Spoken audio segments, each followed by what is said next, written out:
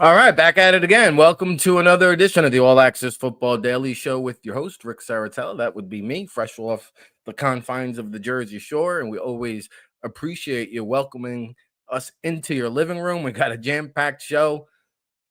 Are you not entertained yet? I mean, the NFL week one is just full of excitement, close games, late games. What a showdown between the Norris Division, Chicago Bears, Minnesota Vikings. We're going to get into that in just a moment. We're going to go around the league a little bit here today. We got some NFL week one residue, a look at some of the injuries that may impact week two or the near future. We've also got a trade in the NFL that we'll review and talk about what that means. A little bit later in the show, if we have time, we'll take a look at the college football landscape, the latest college football rankings, some of the prospects on our radar for the upcoming NFL draft. We'll try to get a little international with it and talk about the European League of Football. The Canadian Football League is down the home stretch. We'll try to squeeze it all in this jam-packed edition, but keep it locked because coming up at 10:40 a.m. Eastern time, one of my favorite individuals on the planet that I love to chop it up and talk football with, Emory Hunt, will join us. The Czar, the Playbook, you may know him from Football Gameplan, of course, CBS Sports, one of the best analysts out there when it comes to covering the world of football. And just a reminder, the allaccessfootball.com website is read by 50,000 subscribers from 70 countries around the world and all 32 NFL teams. So please drop us a line. Let us know where you're watching from, what part of the world. Say hello. You got a comment about last night's game. We love to get interactive with the chat room. If you're watching on Twitter, Facebook, or X, or YouTube, please smash the like button, share it, subscribe it. We're here each and every day, 10 a.m. Eastern, 7 days a week, no days off. Let's get into it because I tell you, not too shabby for the first week of the NFL Pick'em. If you tuned into our Sunday show, we went around the league. 11-5 against the spread this week overall. Had the Minnesota Vikings last night, but boy, oh boy, was my phone just blowing up with friends and family at home that tuned into the show and said, "What's going on with your boy JJ McCarthy, Rick? I thought you picked the Vikings." I said, "Yo, pump the brakes early in the game. Let the young man settle in. Let him get acclimated to his new surroundings, coming off the injury, first career start." And we saw it, that fourth quarter magic. JJ delivers. How about that? JJ McCarthy, the first quarterback to have 2 passing touchdowns and a rushing touchdown in his NFL debut since Cam Newton. So it didn't look pretty on paper. Didn't look pretty on the field for the first 3 quarters. In fact, Minnesota just mustered 85 yards of total offense going into that fourth quarter. Of course, they were down Jordan Addison serving the first of his 3-game suspension. So they come out on top, down a big time weapon. And JJ McCarthy, to me, in the fourth quarter, showed me why I believe in him and why I do think he is a franchise quarterback in the National Football League, and why I stand by my statement that the Vikings upgraded the quarterback position by opting to go with JJ McCarthy over Sam Darnold this year. He's going to be just okay, everybody. All right. You saw the big throws. You saw the poise. In fact, we had Thor Nystrom on last week talking about how active JJ McCarthy has been down near the red zone. And I'll tell you, this backfield with Aaron Jones and Jordan Mason and JJ McCarthy with the wheels, they've got one of the most potent goal line red zone offenses. Like, you've got to account for each one of those guys. It's a pretty dangerous backfield. And once they get Jordan Addison back with Justin Jefferson, who had a touchdown last night, we got all of our prop bet hits in. I told you, play the JJ McCarthy touchdown scamper. Those were very good odds. And the Vikings come out on top here with a 27-24 victory. My prediction was 24-20. So we predicted the winner. It winded up going just a hair over the total, I believe. And, you know, the Vikings, led by that Brian Flores defense, was just too much for Caleb Williams and company to overcome. And, you know, after spending some time on JJ McCarthy, by the way, waking up to all these tweets out there that just aged like milk, didn't they? I mean, I woke up this morning, all these football analysts around the Twitterverse ready to bury JJ McCarthy. Hey, they should call up the Falcons for Kirk Cousins. Hey, they might need a new quarterback. Hey, JJ McCarthy is nowhere near ready. Well, when the game's all said and done, I think you could say those things about one Caleb Williams. Here's a guy that just looks totally lost in the pocket. I mean, he cannot deliver or operate from inside the pocket. I don't think he's comfortable doing it. We talked about on yesterday's show, Tyler Dunn from the Substack saying that there is a learning disability from Caleb Williams that the Bears may not have known about during the pre-draft process, but you can see it, like he's just not comfortable sitting there in the pocket progressing through his reads. He has to improvise. That is the only way he feels comfortable. Running, throwing on the move, some of it again just looks like he's a deer in headlights. And Caleb Williams finished 21 of 35 on the night, 210 passing yards, a touchdown, no interceptions, but he was pressured 15 times, 35% of his dropbacks. He faced tremendous pressure. The Bears put a lot of equity trying to revamp that offensive line in the offseason. And I'll tell you what, they got a long ways to go, especially on the interior. In fact, all three starting interior offensive linemen, who would be Joe Thuney, Drew Dahlman, and Jonah Jackson, each allowed 4 pressures. So the Bears very soft up the middle of that offensive line. They had issues blocking, it seemed like, throughout the entire evening. Javon Hargrove and Jonathan Allen were just a constant presence in the backfield. Despite facing double teams, these guys had 6 pressures each, and Hargrave with 2 big sacks on the night for that Minnesota defense. And Brian Flores, maybe the best defensive coordinator in all of the NFL. And I told you about my affinity for Kevin O'Connell when the world famous All Access Football report is out tomorrow. You know, I updated our head coach rankings. Kevin O'Connell is right up there, in my opinion, with some of the best in the game. Andy Reid, Sean McVay. I think it's then Kevin O'Connell. And the only glaring hole from his resume from the other list of top head coaches in the National Football League is that elusive Super Bowl that's been slippery from that Vikings organization. And I'll tell you what, it looks like they have a signal caller to believe in. And how about the post locker room ambiance, the atmosphere? I mean, JJ McCarthy breaking it down post game. The players were going wild. I mean, just a jubilated Vikings team after that win. I know our guy Thor Nystrom's, who's out there in Minnesota, was happy about it. JJ McCarthy delivered. It was the tale of 2 JJs. The first 3 quarters, he was the one who looked like the deer in headlights. But as we alluded to, first career start, coming off an injury, just needed some time to get comfortable and settle down. And boy, oh boy, did he deliver, and deliver in a big way. That JJ McCarthy, again, the first player since Cam Newton with 2 passing touchdowns and a rushing touchdown in his NFL debut. And I'm sure we'll talk about this more later on today. I'll be on the Sports Rage podcast. I've been joining my guy Gabriel Morency for the last, I think, 4 football seasons. Every Tuesday, we chop it up, break it down. We're definitely going to talk more about this Vikings and Bears game. We're going to talk more NFL, CFL with Gabriel Morency on the Sports Rage podcast. So make sure you follow that. Okay. I mentioned we have the All Access Football report coming out tomorrow over on the website. Today, we published the top draft eligible prospects for the Miami Hurricanes, who have 3 players on our first round projection. And we'll talk about that a little bit later on in the show if we have some time. But let's keep it right here in the world of the National Football League, because a lot of residue coming down the wire yesterday. Obviously, the NFL Week 1 was underway, which means what? We're going to have injuries.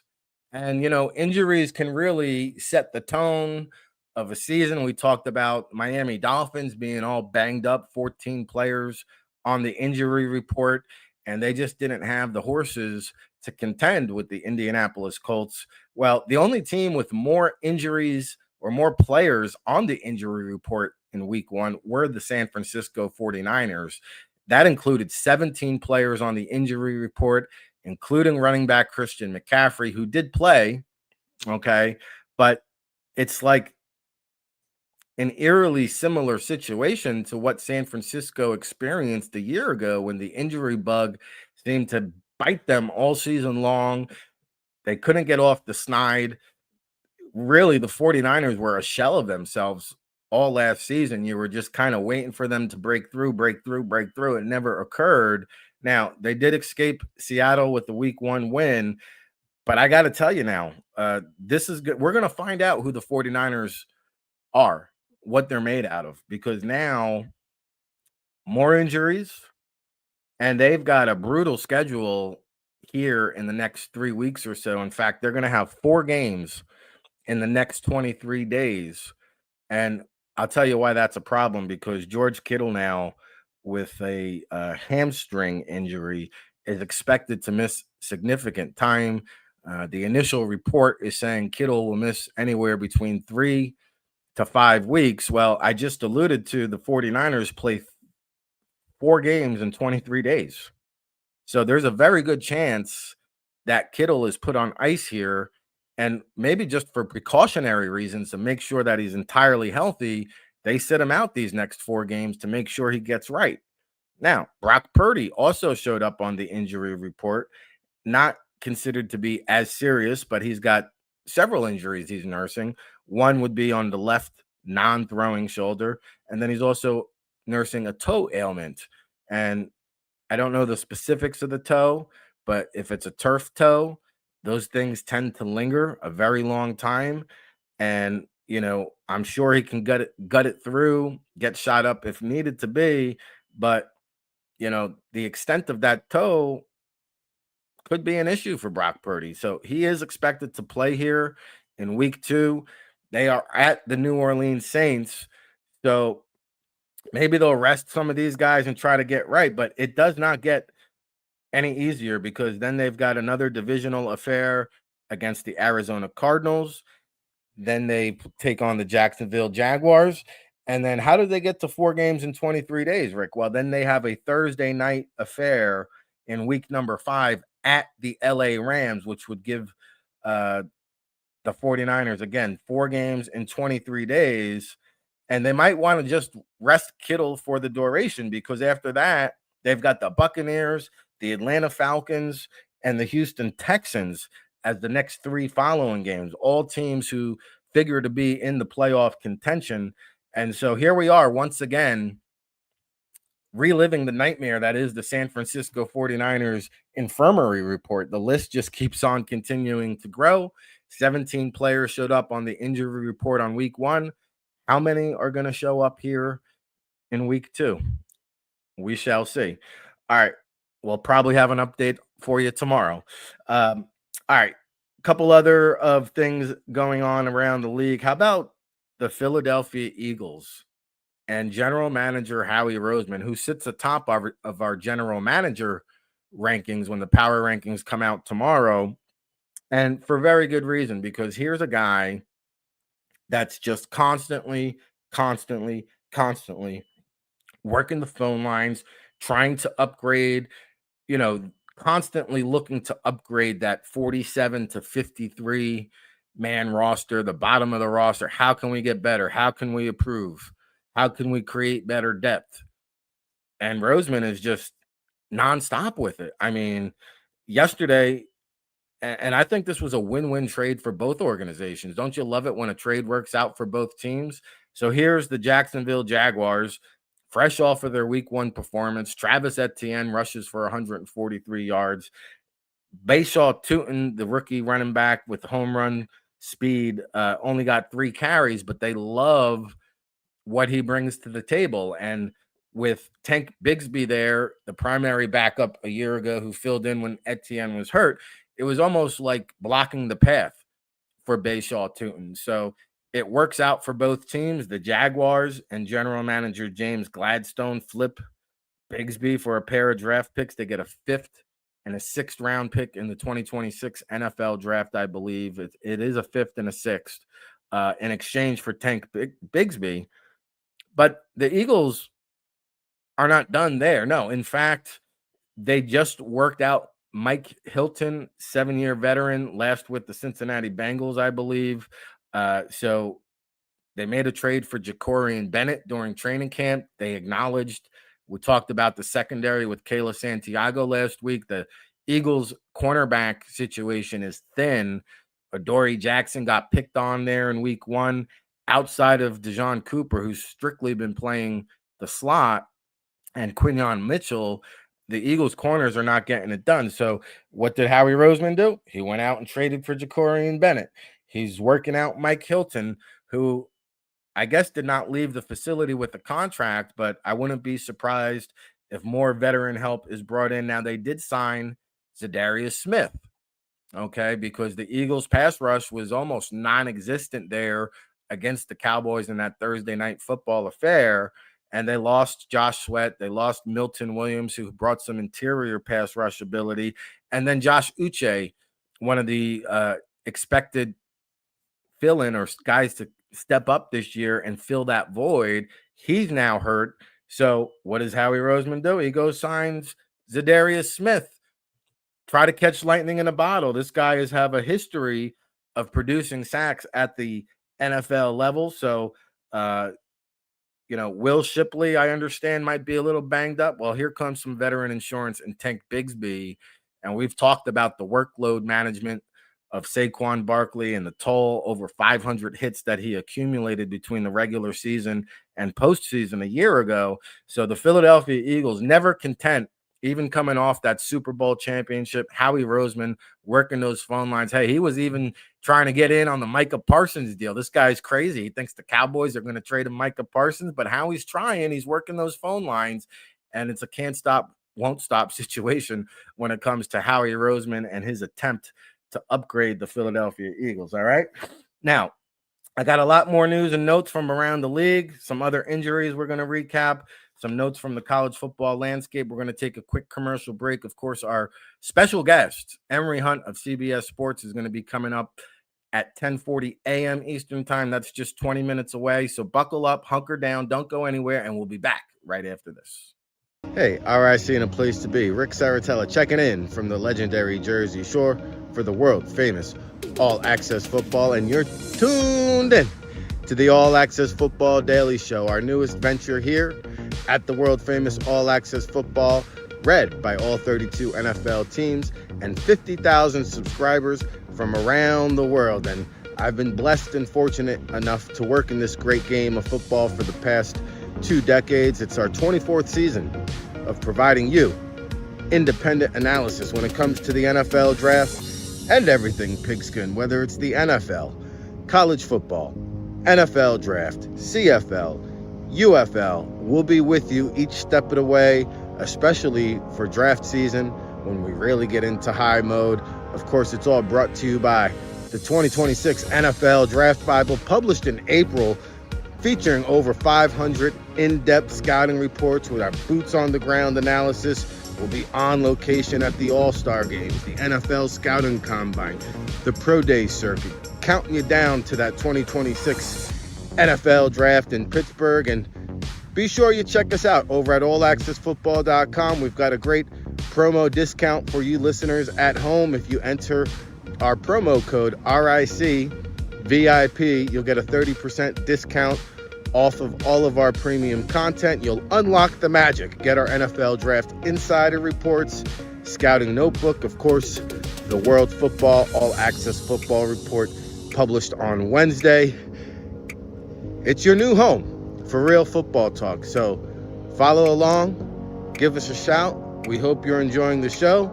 If you're watching on YouTube, Facebook, or X, please give it a like, a share, a subscribe, and we'll be with you each and every day here, 7 days a week, live, 10 a.m. Eastern, no days off, rain, sleet, hail, snow. The show must go on. For Ric Serritella and the All Access Football Daily Show, keep it locked, everybody.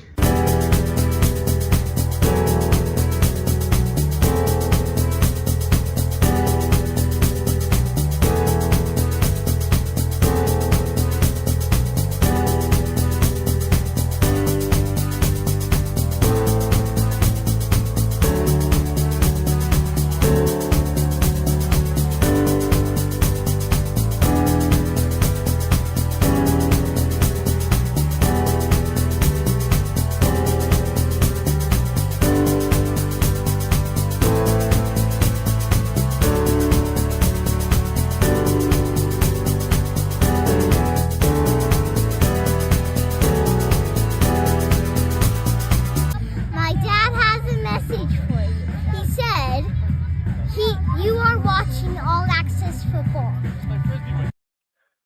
All right, here we are, back in the saddle, back at it again. The All Access Football Daily Show, live 10 a.m. Eastern, 7 days a week. We appreciate you welcoming us into your living room. We're fresh off the confines of the Jersey Shore, broadcasting live around the universe. The All Access Football.com website, of course, is read by 50,000 subscribers from 70 countries around the world. Where are you tuned in from? Where are you watching? Let us know. Drop us a line. I see a couple of people have smashed that like button. We can't thank you enough for that. So while you're here tuned in, whether it's Facebook, YouTube, or Twitter, the X platform, please give it a like, give it a share, give it a mention, subscribe, get our new show alerts. Last night, we broke it down with our guy Dan Orlando for the New and Blue podcast, the New York Giants podcast that airs live right here, 7 p.m. Eastern time each and every Monday. Of course, we also have the QB Huddle that'll be going out today, also syndicated on the All Access Football platform. It's everything you need to know about the quarterbacks. They do a great job, Tim Smith and Lo Morales. And how about Scouting the League podcast? These guys just don't stop either. Neil Stratton from Inside the League, who joined us last week. Of course, Roderick David, the former Falcon scout. They've got great guests. Last week alone, they had Jordan Reed from ESPN on. They also had our guy Dane Vandernat on, and Dane's doing the football scouting apprenticeship over at smww.com. So check that out. Very cool stuff there. And, you know, the first segment, A Block, we went around the Monday Night Football affair matchup, breaking it down, chopping it up. We also talked about the San Francisco 49ers injury woes and what that could mean for their long-term outlook. And we just delved into the Philadelphia Eagles and their all-in quest to become the 10th team in NFL history to win back-to-back championships. So some other residue NFL news and notes that came down the wire throughout the day, last night, and into this morning. Okay, we talked about the Tank Bigsby trade. How about some injury news? Brock Bowers showing up on the injury report for the Raiders. He's got a knee and is considered day-to-day, so something to monitor throughout the week. And the Kansas City Chiefs, who've really had some hard luck at the wide receiver position in recent years, haven't they? It seems like a rotating cast of characters ever since Tyreek Hill departed there.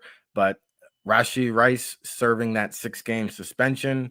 Now their biggest playmaker, Xavier Worthy, day-to-day with a shoulder injury. And that's the thing when you draft these smaller, speedy wide receivers, they tend to get nicked up a lot. And usually it's in the lower body, legs, hamstrings, calves, when you're talking about speed guys such as Xavier Worthy. But what is he, 170 pounds soaking wet? So, you know, it's almost like you've got to hold your breath every time this guy absorbs a big hit. Now he shows up day to day with the shoulder injury, but Patrick Mahomes, he just finds a way to get it done, doesn't he? But we'll continue to monitor that Xavier Worthy injury.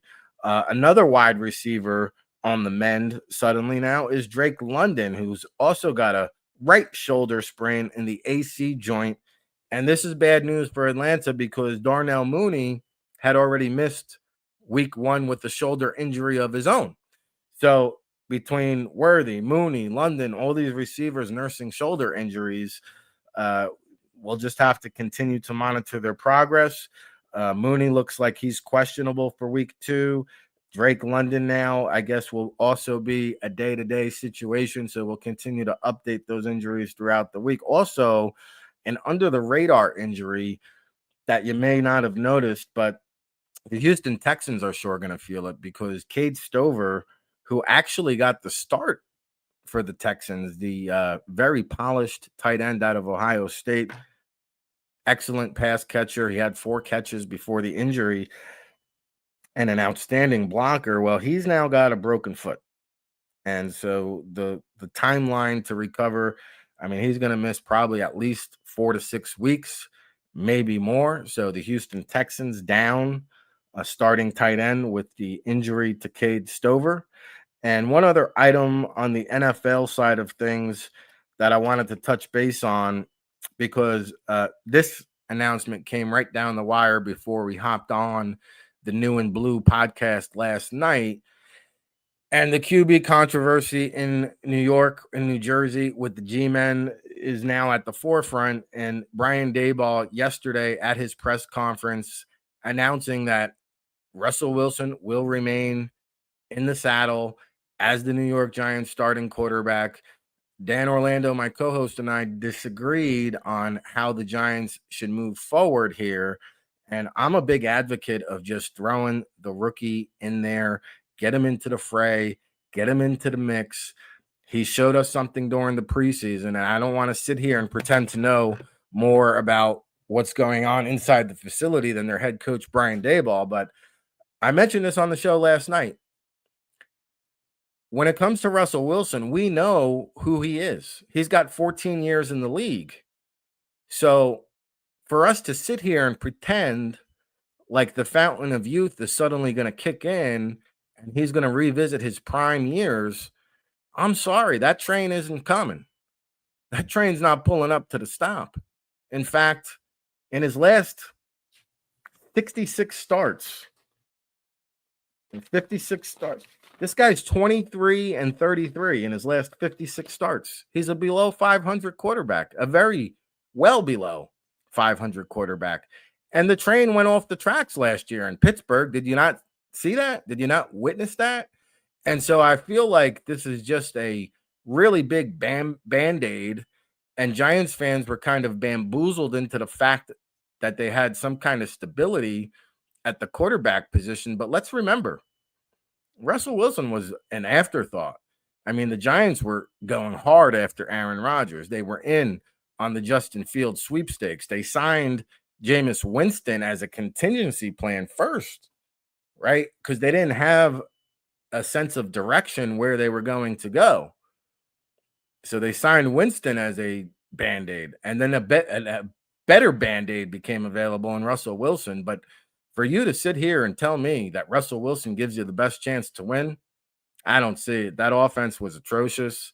I understand the offensive line is terrible, but that's another reason why Dart should be in there, because his style, his skill set is just better suited for a broken down offensive line. Like, you've got to be able to extend plays. You've got to be athletic. You got to be able to throw on the move. And I'm not saying Russell Wilson can't do all those things, but the younger, more spry Jackson Dart, I think, just does it better at this stage. Now, again, Russell Wilson, 22-33 as a starter since 2021. That's a 5-year body of work. Things are going to change. We shall see, as Big Blue, I think, has some decisions to make. And the Giants' schedule is very, very tough. They have, when on paper, strength of schedule, the Giants have the number one toughest schedule in the league. And I'm going to pop it up here because this is, again, another point. Like, the Cowboys this week is pretty much the easiest opponent that they'll face until the Saints in week 5. And I just feel like you're losing lost time if you wait till week 5 against the Saints and you're 0-4. Well, what did you really accomplish? How did you benefit the organization? How did you benefit the growth and development of Jackson Dart? Throw the kid in there against Dallas, let him take his lumps, so that way, after that, you got the Chiefs on the mend. You got the Chargers, who just dominated the Chiefs, and then that Saints game. But after that, then you go and play Philadelphia. You're at Denver, then you're back at Philadelphia against San Francisco. So, I mean, there are no like real good spots here. Again, week 5, Saints was my initial timeline for us to see the starting debut of Jackson Dart, but I would actually move that timeline up now based on what I saw in week 1. And we're not trying to overreact, but sometimes you got to adapt and adjust. That's what this great game of football is all about. So I think that is the biggest QB controversy going across the league. All right, coming up in about 8 minutes, we're going to have Emory Hunt from CBS Sports, the football game plan, Czar of the Playbook. We're going to go around the football universe with him coming up in a little while. I did have some other notes here on the college football side of things that I wanted to cover before we welcome on Emory. And just a couple things here that I'll touch base on. I mentioned the Miami Hurricanes draft watch went out this morning, and Francis Mauga, an offensive tackle projected from the first round, a product of Samoa. Very good looking player there. Carson Beck, to me, has a first round grade. And if you talk to the NFL scouts, they also have a first round grade on Carson Beck.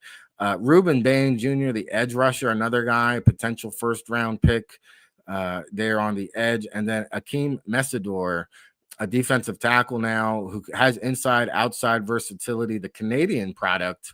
Miami's just doing a wonderful job recruiting here. You talk about they had the number one overall pick in the entire NFL draft, who was Cam Ward in last year's draft, and that was the first time a Hurricane player went number one overall since Vinny Testaverde 40 years ago in 1987. So kudos to Mario Cristobal for what he's doing there in Coral Gables recruiting wise. And how about I posted this on my Twitter account yesterday, but apparently they calling it leaked footage. I don't know, it's leaked, but it's all over Twitter. Matt Rule's fiery halftime speech to the Nebraska Cornhuskers. I mean, if that doesn't motivate you and make you want to run through your monitor right now, I don't know what will. But it got my blood flowing. And Rule, of course, a product of Strong Island. He's out there, Long Island native, not too far away from where we're broadcasting. And I've always had an admiration for Rule, getting to be around the Temple program for many, many years, what he did there. And he knows how to build a program now. But if you go back and watch that halftime speech, this is a team that was up 33-0. And he's just hammering these guys for the mistakes and the mishaps. And he expects more, and we need to be better. And that is what you call striving for excellence, as Al Davis might say. And I really appreciated the passion, the enthusiasm. That was real.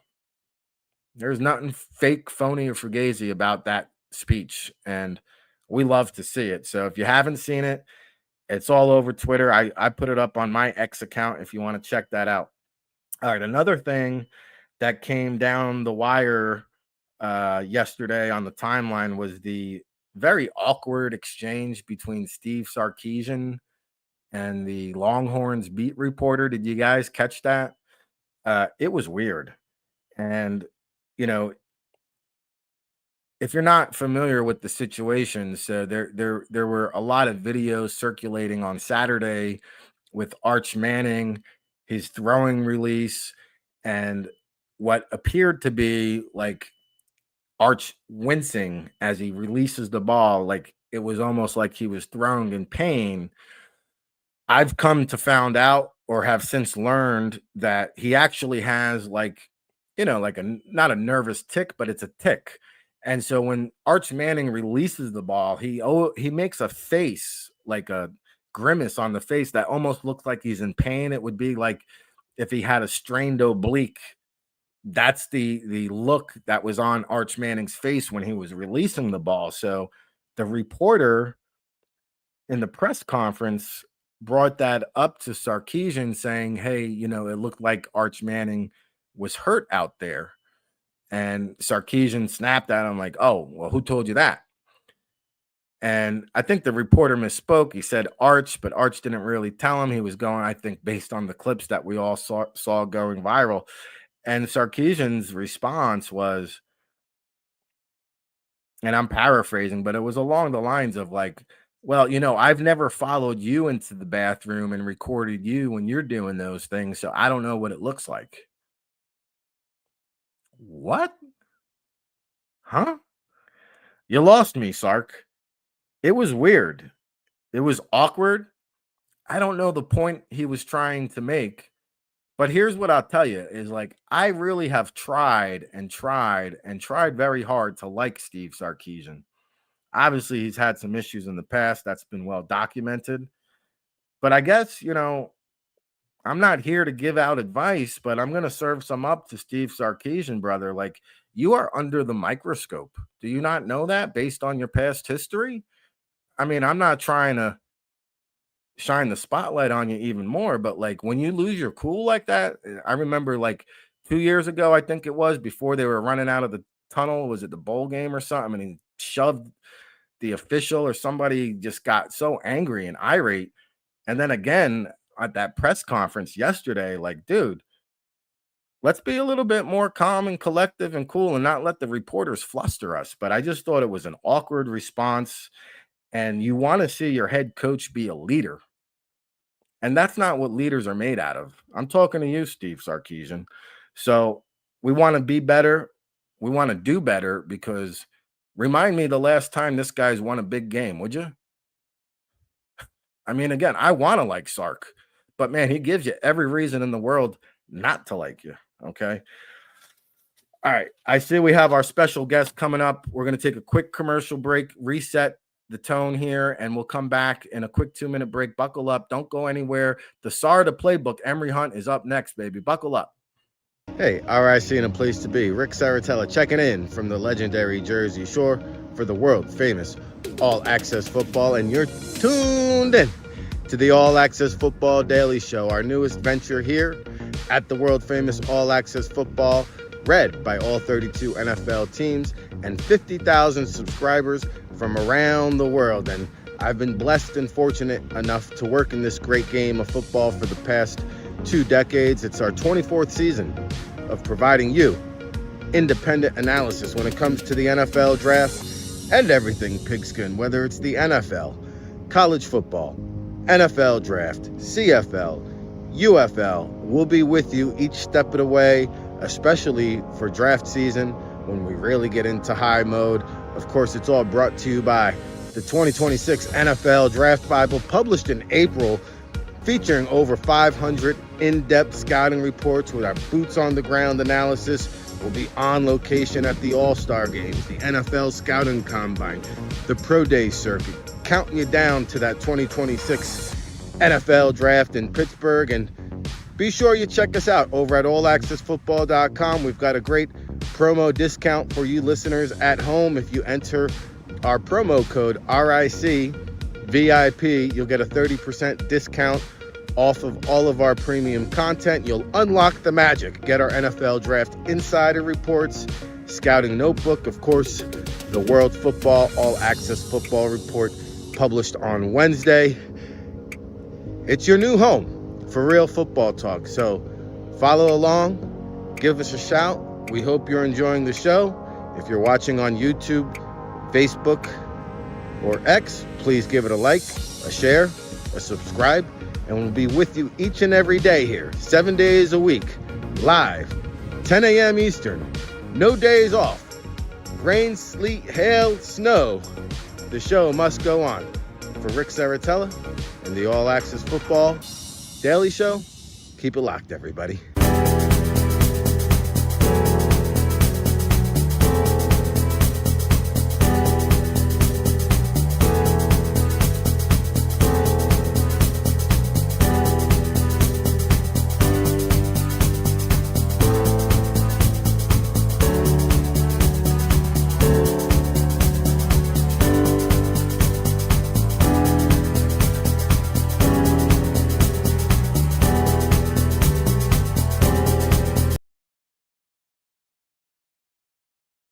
All Access Football Radio Show. Let me unmute my mic so you can hear us around the universe. We're here live each and every day, 10 a.m. Eastern. It's your new home for real football talk. And my next guest is a former running back from Louisiana, the founder of Football Gameplan, a color commentary analyst on ESPN and various media outlets, including the European League of Football, who I'm trying to squeeze in some talk there for that. Of course, you may recognize him from CBS Sports, holding it down. He is our favorite NFL and football analyst. Nobody covers the world of football better than Emory Hunt. He's our guest right now. We welcome him to the show. What's happening, Emory? What's up, Rick, man? I would say you cover more football than I do, bro. Like, straight up. Well, you know what? That's why we have you on, and we respect the heck out of you, because ever since you founded the Football Game Plan in 2007, I remember it like yesterday, but you've been all over. You saw the promo. We're on location across the nation, but you are at every single All-Star game. I think there's like 9 or 10 of them on the schedule this year. I know you'll be at each and every one of them. And that's what we talk about when we come to the draft season, the evaluation process, and getting those boots on the ground, because there's nothing like in-person scouting. And that's the edge that you bring to your analysis. That's the edge with your draft guide. I mean, what did you have, 1,000 players profiled in last year's draft book? Yeah, over 1,000. Last year was the largest. Rick, I would say it was the exact number was just under 1,300. So it was the largest one we put out to date. So it's funny how you go in thinking you're gonna hit 1,000. I don't know if I'm gonna get there this year. The next thing you know, you're at 1,000 and you like, oh, I haven't even done like DBs yet. And it's like boom, it just keeps growing. It's unbelievable. And I've used it as a resource and a guide for my CFL scouting, just trying to get some quick background and tidbits, a baseline for these players. And I'm curious, before you came on, I was talking about JJ McCarthy at the top of the show. Patience is a virtue, and he just needed to settle in there. But I'm curious, how did you view JJ McCarthy coming out? What were your expectations coming into the season, and your thoughts and impressions from last night? I had him as a solid starter. So he was my QB7 in that class. So I just looked at it. So it's funny we talking about him just to see where I had him, right? So I had that year it was Caleb Williams, Jaden Daniels, Spencer Rattler was my QB3, Jordan Travis was my QB4, who unfortunately had to retire. Yeah. QB5 was Drake May, QB6 was Michael Penix, and QB7 was JJ McCarthy. Loaded quarterback class. Really right? was when you think about it. It was like, oh, these dudes actually pretty doggone good. And Caleb Williams, you mentioned, seems uncomfortable from the pocket. There was a rumor out there that he may have a learning disability. Do you think that Caleb Williams could be on a short leash? I loved what I saw out of Tyson Bagent. They gave him an extension. They love him so much. I wouldn't be surprised if we see Bagent at some point. I wish last night they were able to figure out a way to get him back into a groove. I thought there was a lot of rhythm, obviously, with the first 15 plays that may or may not have been scripted. More so, they're scripted than anything. But finding a way to get him back to neutral, and we saw this with Minnesota, how McCarthy started off in a bad spot, and they got back to getting him back to neutral by running the football. And so the run game for Minnesota looked a lot better than the run game for Chicago. Even though they had the same amount of yards, the run game just looked completely different. And that allowed McCarthy to ease back into the game, find his footing. And it felt like the Bears are just running run plays as opposed to having an established run game. So therefore, Caleb Williams, who looked great in the opening, when he was taking off and running and added to that ability to make him a dual threat, they really didn't have a run game to lean on to get him back controlled, under control and calm. So I still like Caleb Williams. I think he'll be fine. Obviously, you saw some of the arm talent stuff like that, but it's about finding a way to get him back in the rhythm. If things start to go haywire, which it did last night, they just wasn't able to get back on the right track. Yeah, and that's a demanding offensive scheme that Ben Johnson runs, very complex. So just a little storyline that we're going to keep an eye on here as the NFL season kicked off this week. And while we're on the NFL, I'm just curious, week one delivered in a big way. The following 17 weeks are going to have big expectations to live up to the Ravens-Bills game, that Monday Night Football affair. But Micah Parsons showing up and showing us what he's going to do for the Packers. But what was your biggest takeaway or some of the top storylines that you saw this NFL week one? I felt like this year, honestly, Rick, we're talking less about, how sluggish all the games were, and saying, well, this is the fourth preseason game, essentially. I felt like for the most part, a lot of the teams hit the ground pretty well, sans a few teams like the Miami Dolphins. We'll get to them in a second, but it was like, everybody kind of started solid. There was no, oh, this is ugly football. This is bad football. I felt like everybody had a good start. So that speaks to them maybe utilizing this year's preseason and offseason better than years before, because that used to always be the issue. And then the Miami Dolphins was another thing that stood out to me, just how defeated they looked. And this was something that, I talked positively about the Dolphins right after the draft, because they went into this draft wanting to get tougher, right? And when you look at the guys they drafted, juxtaposed to the guys they signed in free agency, that was the mindset. Like, hey, we got to be a little bit more physical. So they invested on the offensive line. They invested with the defensive tackle. They invested with corners that were press corners. And so he was like, okay, I could see the mentality. They got this drafted Ollie Gordon, physical, punishing runner. So I thought, okay, they realized the perception of them is soft, and they went out and emphatically tried to address that. And then you saw what happened on Sunday. You're like, man, they just look like they just checked out. And so that's not a good look to have that look in the open. Now, again, it's week one, and everybody knows that's all we have to go on. So everything is overreaction.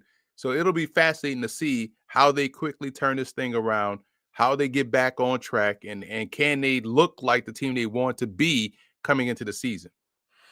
Yeah, just don't ask Rex Ryan about the physicality and toughness of the Miami Dolphins.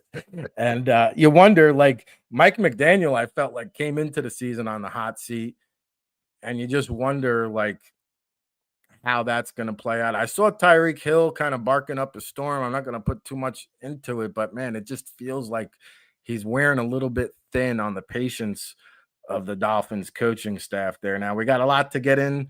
We're going to go around the football universe with you as best we can. And we talked about you covering college football. You're doing color commentary. I know you do some ESPN games. You were doing stuff for the European League of Football. Try to sneak that in.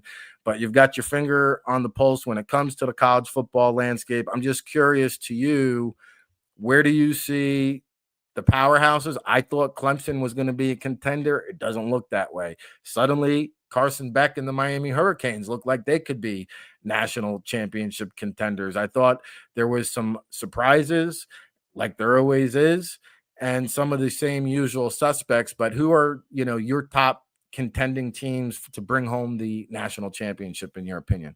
It's funny because looking at how now again everybody's schedule is going to be different, but you just look at how they played as opposed to who they played.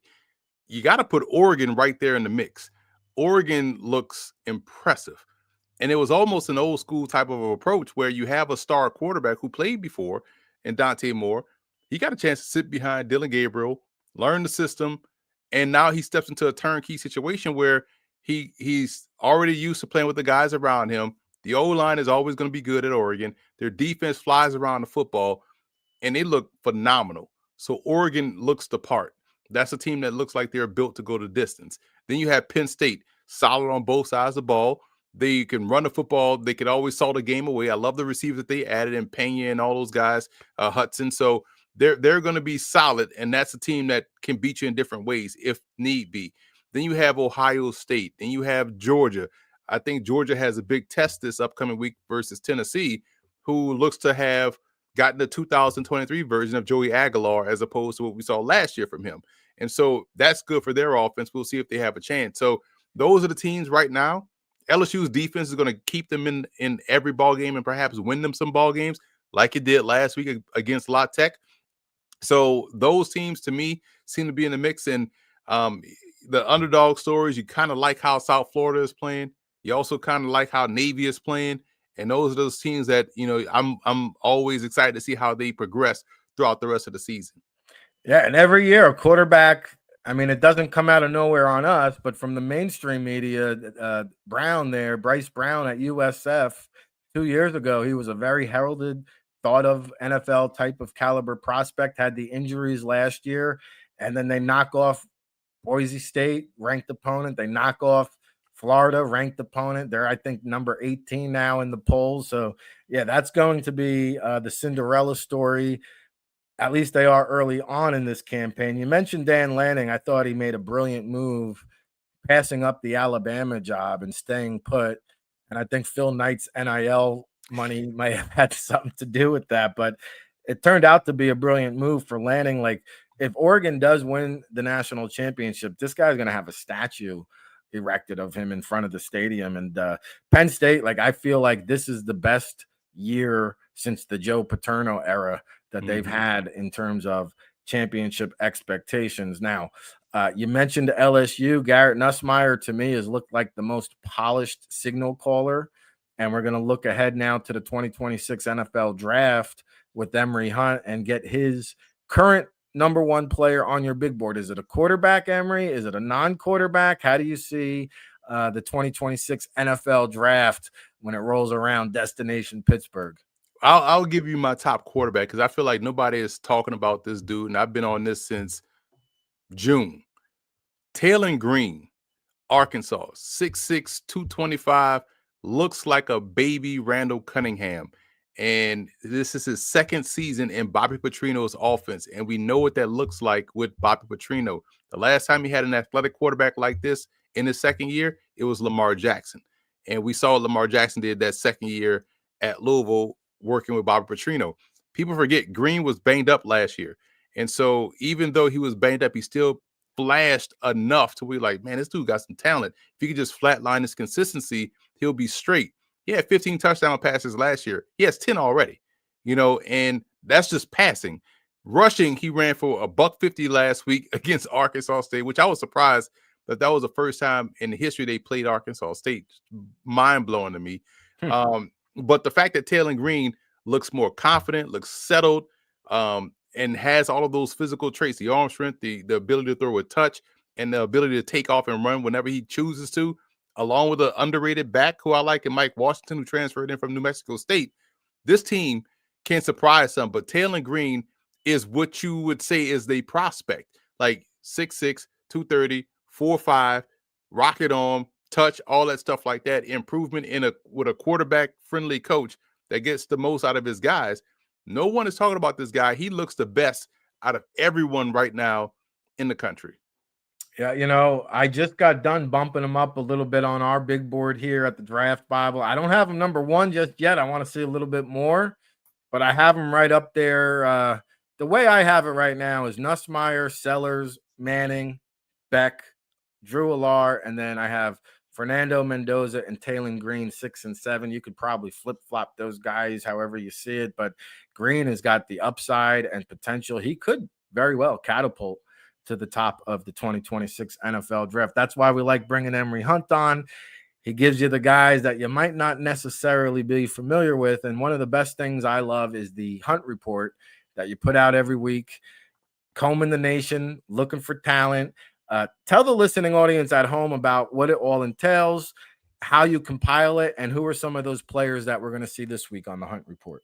It's just a labor of love, Rick, because he covers so much college football. I think that's one thing about this industry that folks on the outside that want to get in don't understand. The amount of tape we watch, the amount of film, we have to comb through and prepare in preparation for the draft, in preparation for the college football season, and in preparation for the NFL and CFL seasons, and in preparation for whatever games you're going to talk about on set on a panel, right? So you're watching a lot of football. So it's like, okay, if I'm, and it also starts in the previous year, because if I'm grading guys for the draft guide and I may be watching the prospects game and I'm like, oh, wow, this guy stands out. He's a junior. Okay, let me earmark him for next season. So you're always taking notes and always earmarking and probably working a year ahead. So that way, when you start the next year's class, you already have a list of guys that you got to go back and make sure you evaluate. And so that's how it starts. And then you look at matchups like, okay, this is a good matchup for this team, regardless of subdivision, right? But you look at the matchups. Okay, this is a good one. Like, okay, I'll watch this prospect versus this prospect. And is almost kind of like creating an all-star game scenario. So that's how you compile the Hunt Report. And we know we could talk about the Taylor Greens and the Nussmeyers and all that stuff like that.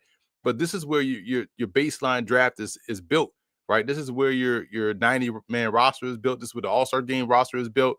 So you kind of funnel yourself up. So that's how I compile it. And I don't want to give too much away for who's going to be on it this week, but I will say this. I know who's going to be on a future Hunt Report. I just did the broadcast, Morgan State and Towson. Towson running back Camarian Battles.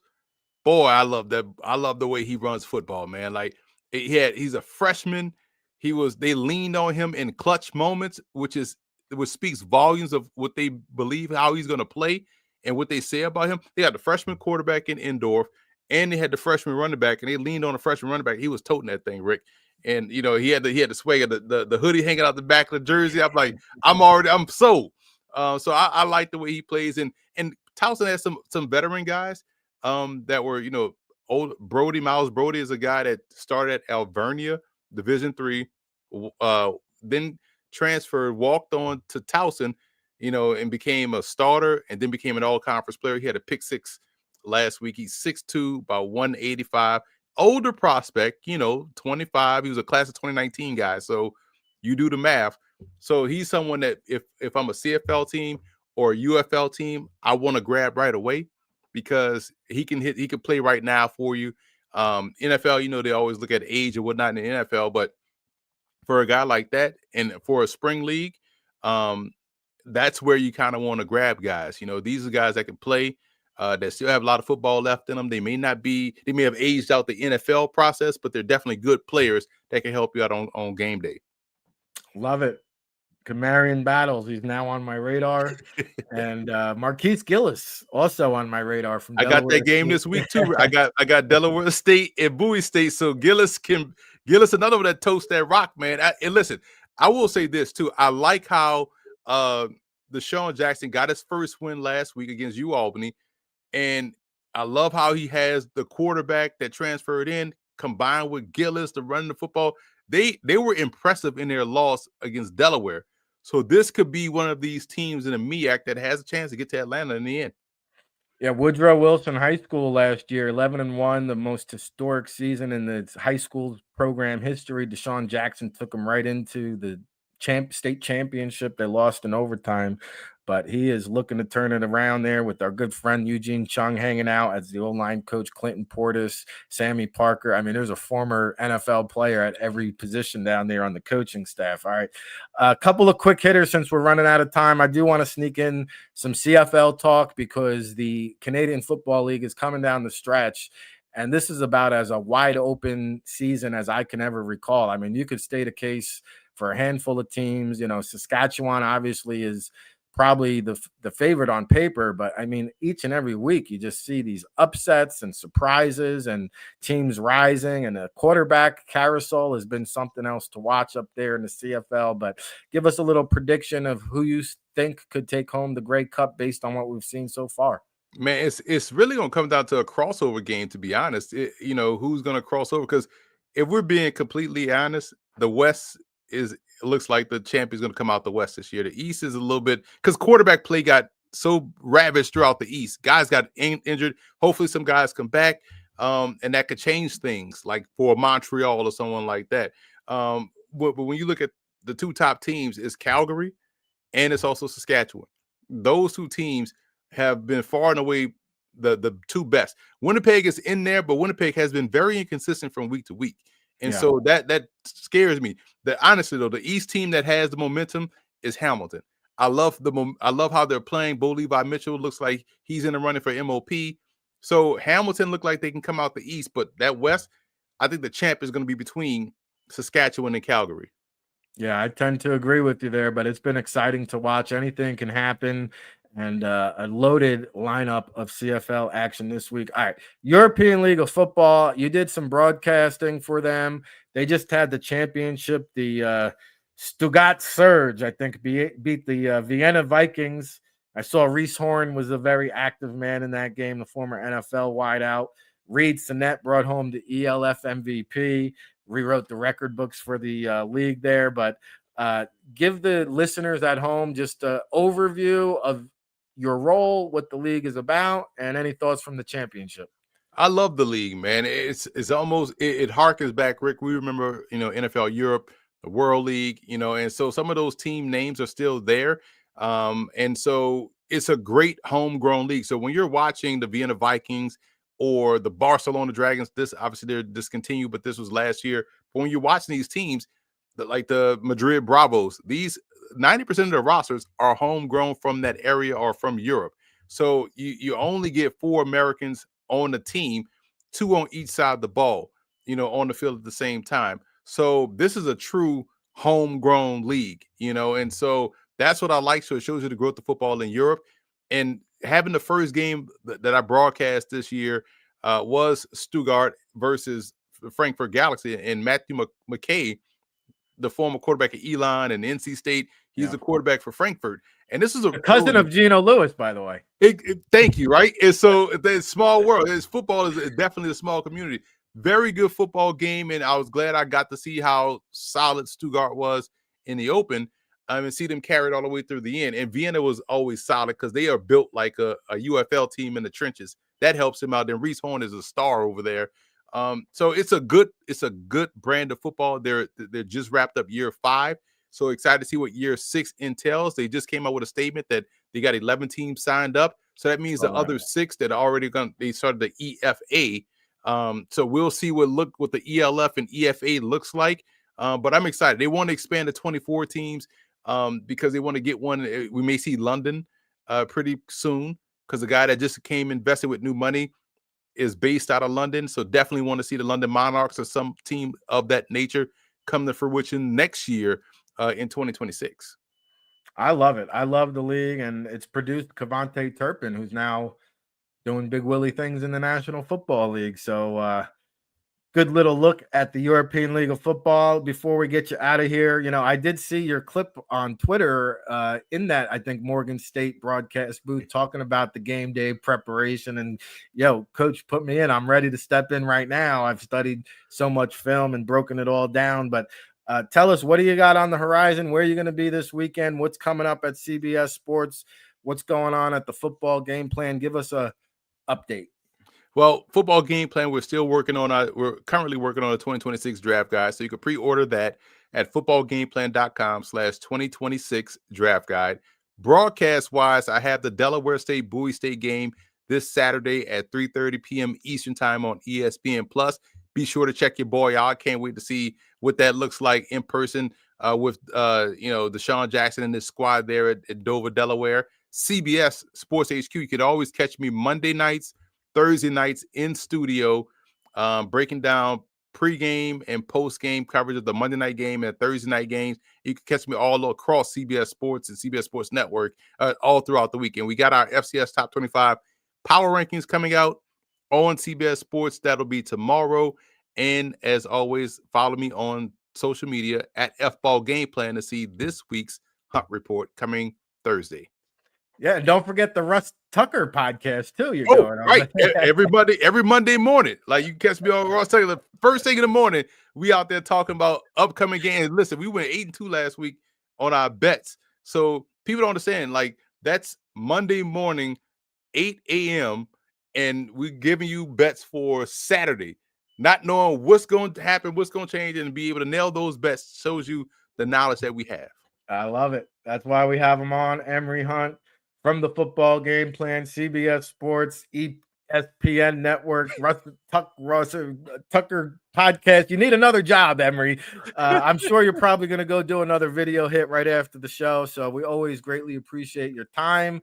I know I'll be seeing you out there on the scouting trails. Will you be in the building for the Delaware State, Norfolk State by any chance? That one, I got to check my schedule to see if I have that game. I don't know. I just know this week I got Delaware State. And listen, for any UFL team or expansion, CFL team, I'm available to be a GM. I'll add another job for Rick. You know what I'm saying? Hit me up. There you go. We know they're watching, so there you go. Emory Hunt, he needs another job. He's off to another job as he departs the show. Emory, thank you so much, my man. Appreciate you, Rick. Always love seeing you, bro. Absolutely. Always a pleasure. And there he goes, Emory Hunt. He mentioned the draft guide. If you go over to Football Game Plan and pre-order that today, send me an email, a copy receipt of your transaction. We'll give you a free 1-year trial of the allaccessfootball.com for Emory's efforts in coming on. So show some support. We love to support our brethren in the industry. It's a great draft guide, 1,300 prospects last year. So double down on it. Go order the Football Game Plan draft guide. You'll get a 1-year subscription to All Access Football. That includes the NFL Draft Bible. And then you'll become the most prepared man on the planet when it comes to the 2026 NFL Draft Destination Pittsburgh. But one of my favorite people in the world to talk football with. So happy to have Emory Hunt on. And that's what we do here at the All Access Football Daily Show. You're home for real football talk. We bring on real analysis, real scouts. Emory's out there, boots on the ground, every single all-star game. And, he's one of these guys, like I am one of these guys, when people are talking about, oh, I can't wait for football season. Like, what are you talking about? It never left. The NFL season ends, the UFL ramps up, then the CFL comes calling. You got the European League of Football. I even watched the indoor football leagues of the IFL and the AF1. Commissioner Jeff Fisher there. So football is nonstop. And we're a can't stop, won't stop establishment here at All Access Football. So we appreciate everybody tuning in. We can't thank you enough for all the love and support. Tomorrow, Emory mentioned the FCS poll. Craig Haley, who is also an FCS voter, will join the show tomorrow. We're going to take a look at some of the top small school prospects. There's FCS players on the NFL draft radar, courtesy of Craig Haley, who does a phenomenal job. And then that's going to be on Wednesday. On Thursday, we just confirmed Eric Edholm from NFL.com, one of the longtime staples for all of our shows. Whether you've watched the State of Football, the Football Playbook, NFL Draft Bible Radio, then you'll be familiar with Eric Edholm, who will be making his All Access Football debut on Thursday. Buckle up for that. We'll preview some of that Packers-Commanders game on Thursday Night Football. We also have a handful of college prospects on the NFL radar we'll talk about on Thursday and Friday nights shows. And then Football Friday, buckle up. The draft talk just continues. Austin Brooks will join the show from the Bulldogs over at Sports Illustrated.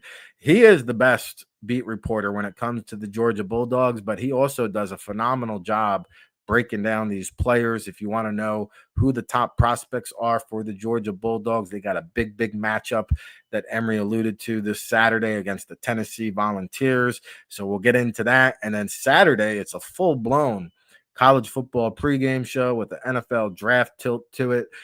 My guy, Russ Landy, of course, from the UCLA Bruins, Cleveland Browns, LA Rams, XFL, CFL, longtime scout. He's going to join me each and every Saturday throughout the season to do a college football pregame show. It's always going to be locked and loaded on NFL draft intel, breaking down marquee matchups, key prospects, scouting reports, verified measurements, projections. It all goes down over at allaccessfootball.com. And buckle up. Sundays, I think I'm going to be flying solo just because we go around the league. There's so much to get to. And if you took a part of our picks this week against the spread, 11-5. All right. We're off to a pretty good start. We're feeling ourselves a little bit with that 11-5 NFL start against the spread. So we'll do that again on Sunday. Of course, we'll have picks on Thursday. We'll have picks on Monday.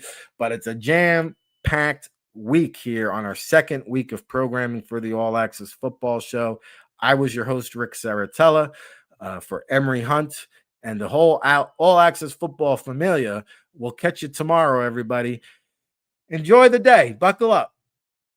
Hey, RIC and a place to be. Ric Serritella checking in from the legendary Jersey Shore for the world-famous All Access Football, and you're tuned in to the All Access Football Daily Show, our newest venture here at the world-famous All Access Football, read by all 32 NFL teams and 50,000 subscribers from around the world. And I've been blessed and fortunate enough to work in this great game of football for the past 2 decades. It's our 24th season of providing you independent analysis when it comes to the NFL draft and everything pigskin, whether it's the NFL, college football, NFL draft, CFL, UFL. We'll be with you each step of the way, especially for draft season when we really get into high mode.